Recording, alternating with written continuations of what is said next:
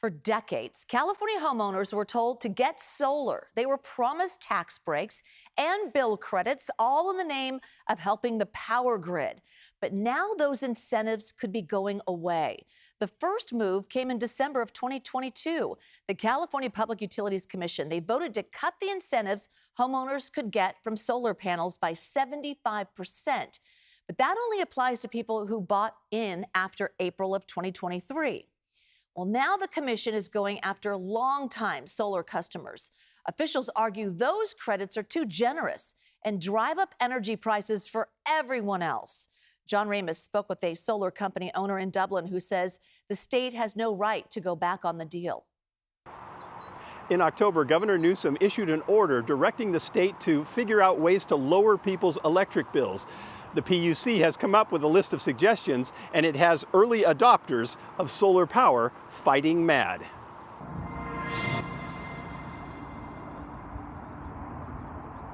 In its response to the governor, the Public Utilities Commission identified owners of rooftop solar as one of the causes of higher energy bills for the average resident. It said, quote, while the vast majority of industrial, commercial, and residential customers do not have solar panels, they will pay approximately $8.5 billion in 2024 for the 15% who do. Severin Borenstein with the UC Berkeley Haas Energy Institute explains why the cost shift is hurting low-income people the most. When people put in rooftop solar, it transfers costs onto the people who don't have rooftop solar. And by and large, the people who don't have rooftop solar are poorer than the people who do have rooftop solar. So as more and more people put in rooftop solar, it was transferring more costs onto other customers and driving up prices. Solar owners were being credited the same rate that PG&E charges its customers, but about half that amount goes to paying for the grid and protecting against wildfire, an expense solar owners don't have. So in effect, all those costs are being passed on to non-solar customers. The state, and Borenstein, thinks it's time to stop being so generous. Customers who put it in before 2020 or so have clearly already paid back their systems. So I think that it's time to end this cost shift onto other customers once you have paid back your system and maybe a bit more. So the PUC is proposing some changes. Anyone who had a solar system in April of 2023 was guaranteed the more lucrative deal for a period of 20 years. The state is proposing that it be knocked down to 10 years. Bill Gergel isn't having it. 10 years ago, I became my first customer.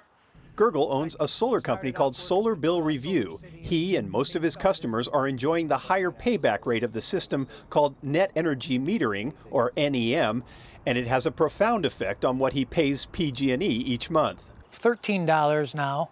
$13 You pay $13 a month? Yeah, but you can see we got a lot of panels too. But Gergel and his fellow solar owners consider the state's new proposal to be a serious breach of contract. Everybody's asking when's the class action lawsuit that we all get in on, because we have it in writing from PG&E on a PG&E logoed document that says we're all grandfathered in for 20 years on the net energy metering. So this system here should have 10 more years. Under the plan, Gergel's system would immediately convert to the lower paying system. If I was sending energy into the grid right now, instead of 45 cents, I'd be getting 5 cents for a kilowatt hour.